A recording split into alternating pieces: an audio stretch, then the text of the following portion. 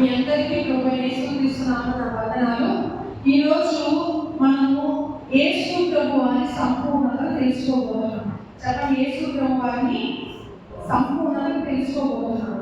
యేసు ప్రభువారి ఈ లోకంలోకి వచ్చినప్పుడు ఆయన మానవునిగా దైవత్వం కలిగిన వ్యక్తిగా ఈ లోకంలో ఆయన వచ్చాడు.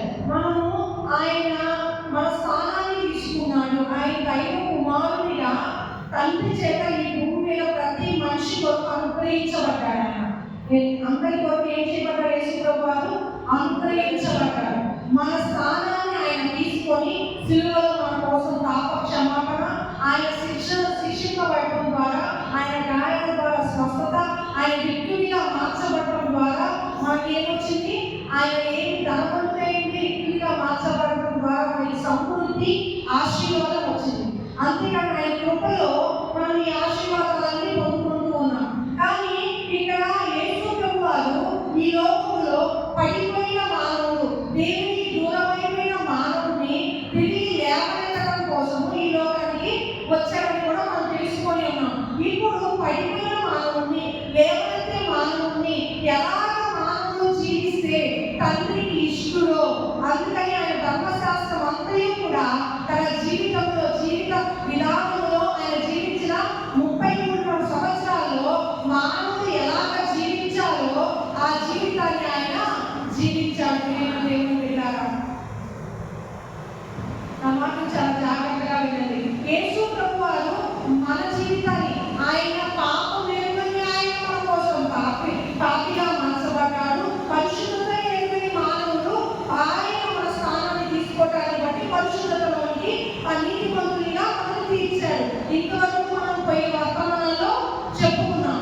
ఈ రోజు ఆయన మానవుని స్థానాన్ని తీసుకోవడమే కాకుండా ఆయన దైవత్వాన్ని సంపూర్ణంగా మానవుని కనపరిచాడు.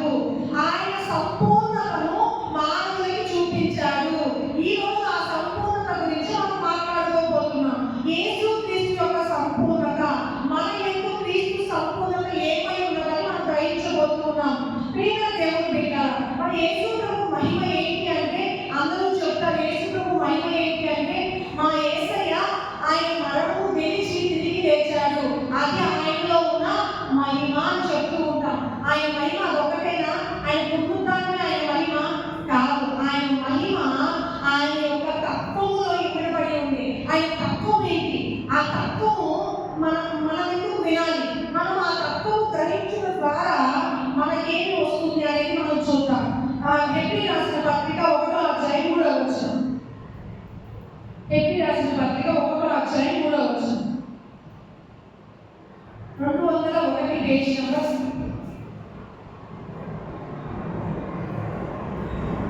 ఆయన దేవుని మహిమ యొక్క తేజస్సును, ఆయన తత్వం యొక్క మూర్తిమంతుడైంది తన మహత్తుగల మాట చేత సమస్తము నిర్వహించుచు పాపముల విషయంలో శుద్ధీకరణ తానే చేసి దేవదూతల కంటే శ్రేష్టమైన నామం పొందెను. వారి కంటే అంత శ్రేష్ఠుడై ఉన్నత లోకమునందు మహామహుడకు దేవుని కుడి పార్శ్వమున కూర్చుండెను. ప్రియమైన దేవుని బిడ్డలారా, ఆయన దేవుని మహిమ యొక్క తేజస్సు అంట. యేసు ప్రభువారు ఎవరు అంటే దేవుని మహిమ యొక్క తేజస్సు. అంతేకాకుండా ఆయన తత్వం యొక్క మూర్తిమంతము, దేవుని యొక్క తత్వాన్ని ఆయన ఈ భూమిలో చూపించాడంట. ఏంటి ఆ తత్వం? ఆ తత్వంలో ఏముంది? ఈ తత్వంలో మనం నేర్చుకోవాల్సింది ఏంటి?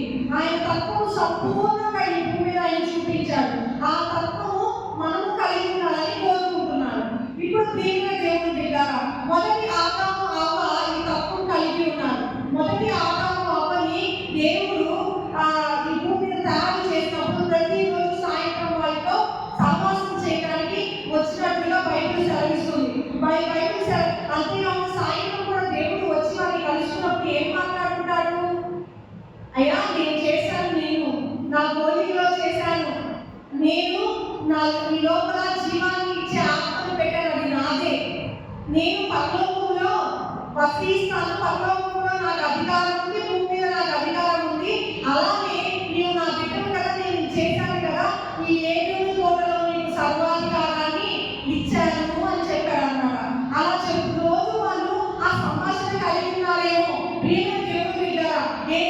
తండ్రితో సహవాసం కలిగిన వీరు ఈ భూమి మీద సర్వాధికారిగా జీవించాలని మొదటి మానవులైన ఆదాము అవ్వని కోరుకున్నాడు.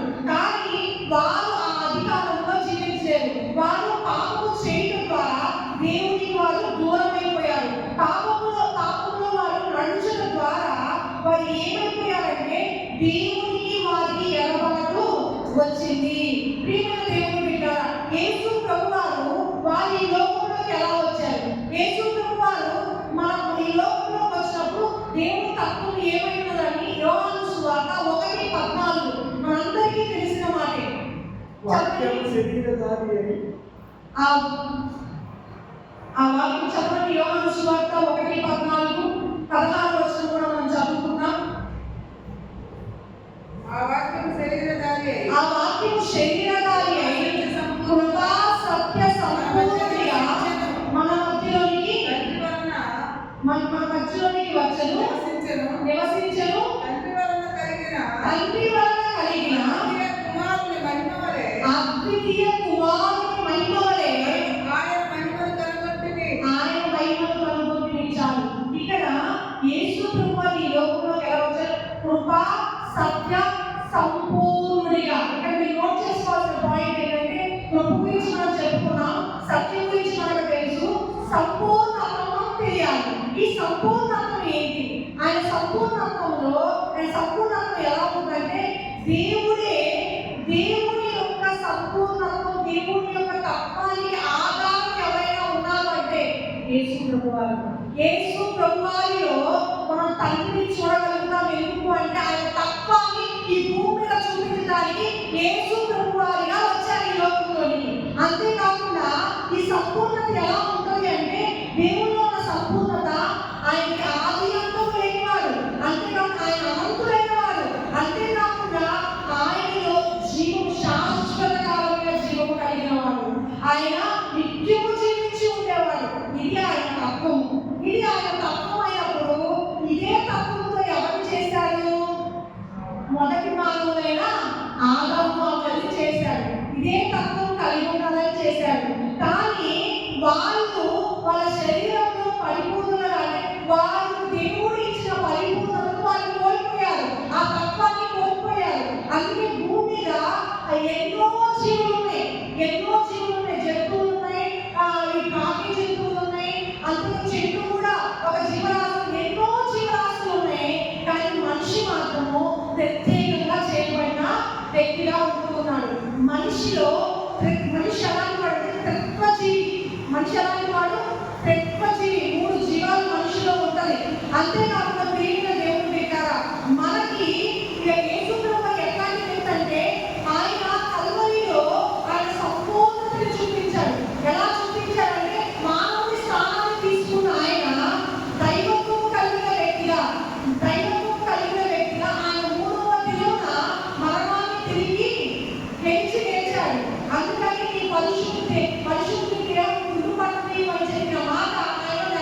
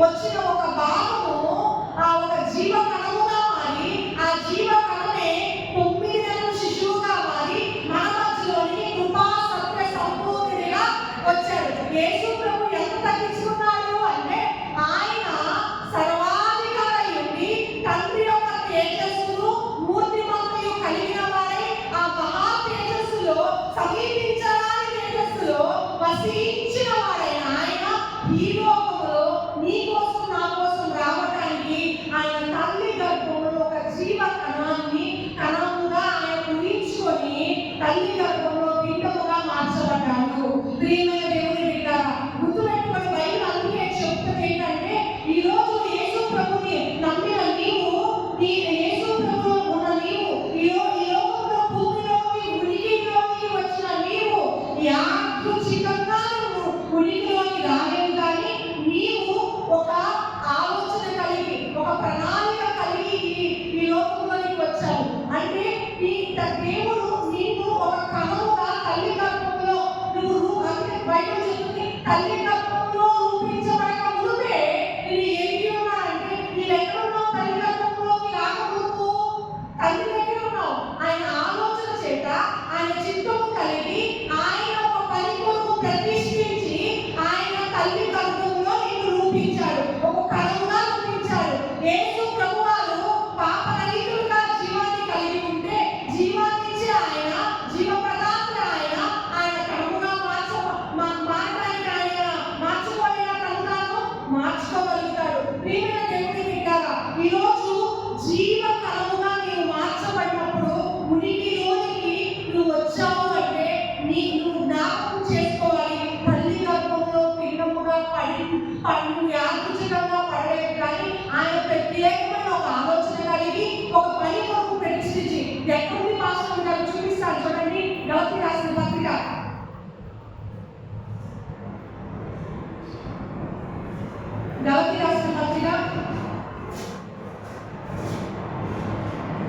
169 పేజీలో గలతీ రాసిన పత్రిక 1వ అధ్యాయం 15వ వచనం.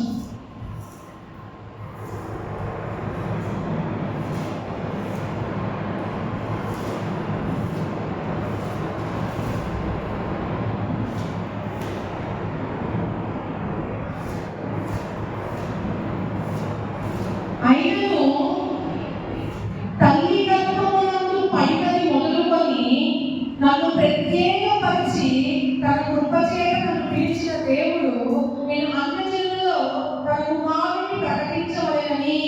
ఇక్కడ పౌలు గారు తన పుట్టి గురించి చెప్తున్నాడు. పౌలు గారికే కదా అందరికీ ఆయన ప్రణాళిక ఏంటంటే తల్లి గర్భమునందు పైనది మొదలుకొని నన్ను ప్రత్యేకపరిచి, దేని కొరకు ప్రత్యేకపరుచున్నాడు? తన కృపచేత నన్ను పిలిచిన దేవుడు, నేను పిలిచిన దేవుడు కొరకు బ్రతకడానికి ఆయన ప్రత్యేకపరుచుకున్నాడు. అంతేకాదు ప్రియమైన దేవుని బిడ్డలారా, మానవుని ఉనికి మనం చూసినట్లయితే మానవుని ఉనికి 3 భాగాలుగా మానవుడు తయారు చేయబడ్డాడు.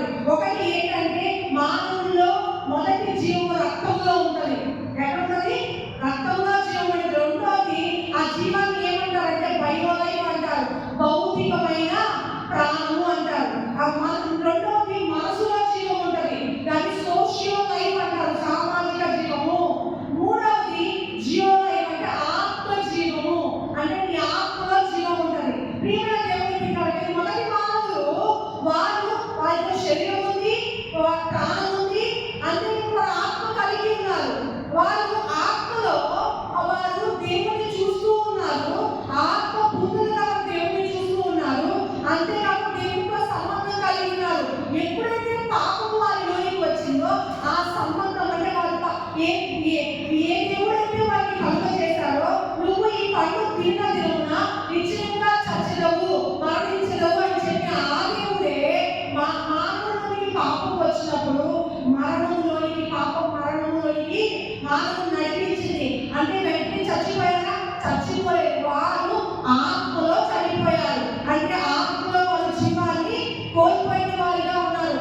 జీవాన్ని కోల్పోవడం అంటే ఏంటంటే దేవునితో సంబంధాన్ని విడిచిపెట్టుట, దేవునితో సంబంధాన్ని విడిపోవుట. ఇది మనం గుర్తుపెట్టుకోవాలి. ప్రియమైన దేవుని బిడ్డలారా, ఈరోజు నీవు యేసు ప్రభు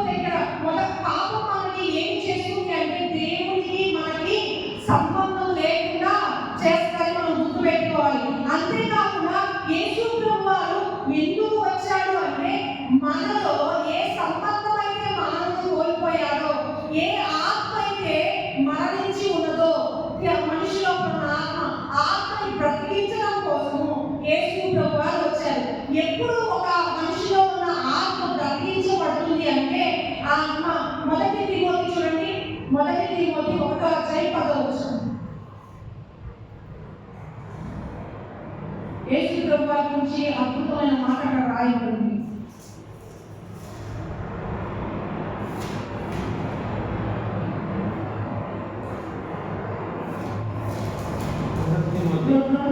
రెండో తిమోతి 1:10. మన క్రియలను బట్టి కాక మన స్వకీయ సంకల్పమును బట్టి అనాది కాలముననే క్రీస్తు యేసునందు మనకు అనుగ్రహించబడినది క్రీస్తు యేసును మన రక్షకుని ప్రత్యక్షత వలన బయలుపరచబడినైనా తన కృపను బట్టి మనల్ని రక్షించి పరిశుద్ధమైన పిలుపుతో ఆయన మనను పిలిచెను. ఆ క్రీస్తు యేసు మరణమును నిరర్థకము చేసి జీవమును అక్షయతను సువార్త వలన వెలుగులోనికి వచ్చెను. వాక్యాన్ని మన దగ్గరగా పరిశీలించండి. మన క్రియలను బట్టి కాక, రక్షణ మన క్రియని బట్టి రాలేదు. దేవుడు మనల్ని ఎలా ఎంచుకున్నాడంటే తన స్వకీయ సంకల్పం బట్టి, అంటే తన ఇష్టం చొప్పున, తన నిర్ణయాన్ని బట్టి, అనాది సంకల్పముని, అంటే ఈ భూమికి పునాదులు వేయబడక ముందే నిన్ను ఎలా ఎంచుకున్న క్రీస్తు యేసునందు మనకు అనుగ్రహించబడినది. క్రీస్తునందు మనకు అనుగ్రహించబడినది ఏంటది? క్రీస్తు యేసును మన రక్షకుని ప్రత్యక్షత వలన బయలుపరచబడినది అయినా తన కృపను బట్టి, ఆయన క్రీస్తును బయలుపరిచిన కృపను మనం పొందుకోవాలని, మనం రక్షించిన పరిశుద్ధమైన పిలుపుతో ఆయన మనల్ని పిలిచాడు. ఎలాంటి పిలుపుతో పిలిచాడంట? ఆయన పరిశుద్ధమైన పిలుపుతో పిలిచాడంట.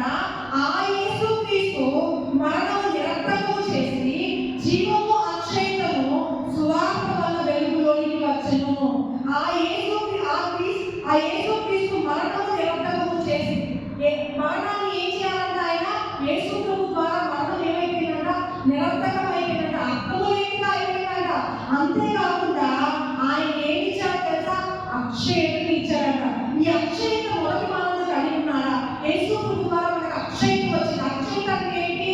పాడైపోయి, అంటే మనకి ఆహారం లేదా పాడైపోయింది. ఇప్పుడు ఈ కుర్చీ ఉంది, కొంతకాలంలో పాడైపోయింది. ఈ భూమిలో ప్రతి వస్తువు ఏదో ఒక రోజు దాని ఒక పాడైపోయిన దినం ఉంది. ఈ భూమిలో ఏ వస్తువైనా పాడైపోయిన దినం ఒకటి ఉంది. కానీ మనము కూడా ఈ లోకముతో పాటు పాడైపోకుండా ఆయన అక్షయతను అనుగ్రహించాడంట. ఆయన సంపూర్ణంలో ఏముంది? అక్షయత ఉంది. పాడు కాని తత్వం ఉంది, కుళ్ళిపోని తత్వం ఉంది. అంతేకాకుండా ఆయన అక్షయతలో ఏముంది అంటే శాశ్వత కాలం జీవించే తత్వం ఉంది. ఇది మొదటి మానవులు కలిగి ఉన్నారు. మొదటి మానవులు ఈ భూమి మీద సంచరిస్తున్నప్పుడు ఆ ఏరియా ఆదికాండం 1 చదవాల్సిన అవసరం లేదు, అందరికీ తెలిసిన వాటిని. ఏరియా చాలా పచ్చగా ఉందంట. అంతేకాకుండా ఆ వనముల యొక్క ఫలాలు ఎలా ఉన్నాయంటే, వాళ్ళ ఆహారాన్ని ఒక ఫలము తీసుకుంటే ఆ ఫలము పండిపోయేది కాదు. పండిపోవడం అంటే ఏంటి? ముసలైపోయేది కదా, దాని అర్థం. పండిపోయేది కాదు. ఆ ఫలాలు తీసుకుని వాళ్ళు తిన్నప్పుడు వెంటనే అక్కడ ఫలము వచ్చేది. అంటే ఆ ఏనుగులో ఎలాంటి జీవం ఉందంటే పాడైపోని జీవంతో వాళ్ళు అక్కడ జీవిస్తున్నారు. అక్కడ చెట్లు కూడా వర్షం లేదు, కింద నుంచి వచ్చే నీరుతో అవి ఫలిస్తూ ఉంటే అక్కడ తీసుకున్న ఆ పండుగ తీసుకొని వాళ్ళు తింటున్నప్పుడు మళ్ళీ వాళ్ళ వెంటనే అక్కడ ఏమొచ్చింది? చెట్టు మీద ఫలం వచ్చేది. తింటారా? అంతేకాదు, మనము పిలుచుకోవడం అక్కడ మానవులు తినడం అనేది, మానవులు అక్కడ ఆ ఫలం తినకపోయినా బ్రతికుండేవాళ్ళు. ఎందుకంటే వాళ్ళు చచ్చిపోవడానికి వాళ్ళు తయారు చేయలేదు వాళ్ళు దేవుడు అక్కడ. ఇప్పుడు వాళ్ళు ఆ ఫలాలు తినడం ఏంటి? దేనికి సాదృశ్యం అంటే వాళ్ళు సుఖాన్ని అనుభవించడానికి, వారి సంతోషం కొరకు ఆ ఫలాలు పెట్టాడు దేవుడు. అర్థమవుతుందా?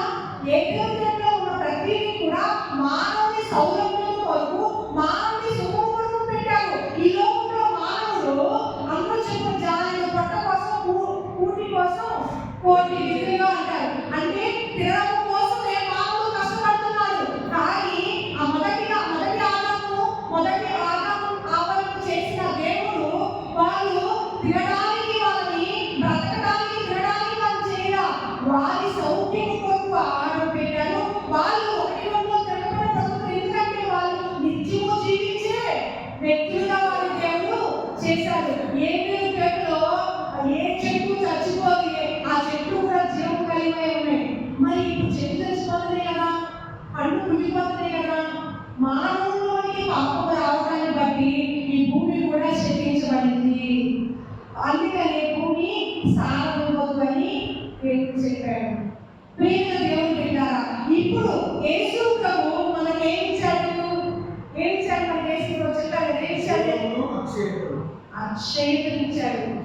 పాడైపోని తత్వాన్ని ఇచ్చాడు. ఈ పాడైపోని తత్వము యేసు ప్రభు ద్వారా ఈ లోకంలోనికి యేసు ప్రభు వెలుగులాగా ఈ లోకానికి రావడానికి బట్టి పాడైపోని తత్వాన్ని తీసుకొని వచ్చాడు. అంతేకాకుండా ప్రియమైన దేవుని బిడ్డలారా, ఈ భౌతిక శరీరము ఈ భౌతిక శరీరం మన ఉనికిలోకి రాకముందు మనం దేవుల్లో ఎలాగైతే ఉన్నామో, ఈ మాట ఒక అర్థం ఏంటంటే దేవుడు ఉనికిలో ఉన్నాడు. దేవుడు తండ్రి దేవుడు ఉనికిలో ఉన్నాడు. ఆయన ఉనికిలో నుంచి ఒక భాగముగా యేసు ప్రభు ఈ లోకంలోకి వచ్చాడు. అంతేకాకుండా ఆయన ఈ లోకంలోకి ఎందుకు వచ్చాడు అంటే మానవునికి జీవము, ఎలాంటి జీవం ఇవ్వడానికి? సమృద్ధైన జీవము, సమృద్ధైన జీవం అంట ఆ జీవము. ఆ జీవములో నిత్య జీవము అంట ఆ జీవము. అలాంటి జీవం ఇవ్వడానికి వచ్చాడు.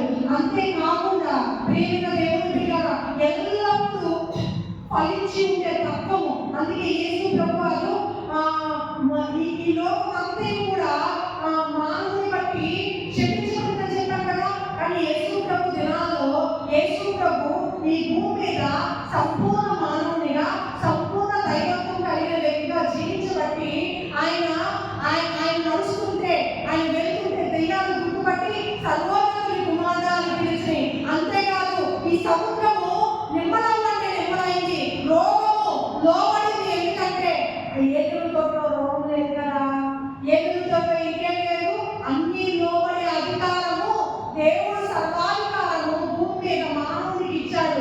యేసు ప్రభు వారు ఆ సర్వాధికారంలో నడిచాడు. అంతేకాకుండా ప్రియమైన దేవుని బిడ్డలారా, ఈ అంజూరపు చెట్టు దగ్గరికి వెళ్ళినప్పుడు ఫలము లేనప్పుడు ఆ అంజూరపు చెట్టు పచ్చగా ఉంది కానీ ఫలాలు లేవు. వాటి మీద ఫలాలు లేనప్పుడు నేను వెళ్తే పడిపోయిన మానవులాగా నా కోసం ఫలం లేకుండా ఉండాలి. ఏమి చేశాడు యేసు ప్రభు? తను గుర్తించి ఆ చెట్టుని శపించాడు. ప్రియమైన దేవుని బిడ్డలారా, ఈ రోజు నీ క్రీస్తులో నీ సంపూర్ణతను తెలుసుకోవాలి. క్రీస్తులో నీ సంపూర్ణతను నువ్వు తెలుసుకుంటే నువ్వు ఎలా జీవిస్తావంటే ఆయన యేసు గురించి అధికారంతో జీవిస్తావు. అంతేకాదు ప్రియమైన దేవుని బిడ్డలారా, ఈరోజు పౌలు గారు అంటున్నారు కదా, ఇక జీవించేవాడు నేను కాదు, నాలో జీవించేవాడు క్రీస్తే. నీలో పరిపూర్ణతను తీసుకొచ్చేది క్రీస్తు, నీలో పరిపూర్ణతను తీసుకొచ్చేది పరిశుద్ధాత్మ దేవుడు. అంతేకాకుండా యేసు ప్రభు వారు ఎందుకు శిష్యులను మీరు నేను వెళ్ళిపోతున్నాను కదా, మీరు ఇక్కడే వేచి ఉండండి. ఇప్పుడు యేసు ప్రభు వారు దేవుని యొక్క తత్వాన్ని, సంపూర్ణతని, అక్షయతని బయలుపరచడానికి వచ్చారు కదా. ఆ బయలుపరచబడిన ఆ జీవములో, ఆ అక్షయతలో మనం నడవడానికి మళ్ళీ యేసు ప్రభు వారి ఆత్మ బైబిల్లో స్పష్టంగా మాట రాశారు, ఆయన మనకి ఇచ్చాడు. దేవునికి మహిమ కలుగును గాక. చూడండి, అంతేకాకుండా మనం ఇప్పుడు సరే యేసు ప్రభు వారు పాడైపోయి కనుమలో పుట్టాడు కదా. ఇప్పుడు మనం ఎలా పుట్టాము? తొలి దినములో తొలి కనుమలో ఉన్నప్పుడు తల్లిదండ్రుల నుంచి పాపం ద్వారా పుట్టారు. యేసు ప్రభువు పాపరహితుడుగా ఆయనే కనుమగా మార్చుకున్నాడు. కానీ ఇప్పుడు మనము పాపరహితులుగా మళ్ళీ పుట్టాలి. ఎలా పుడుతున్నాం? రండి, 1 పేతురు 1:23.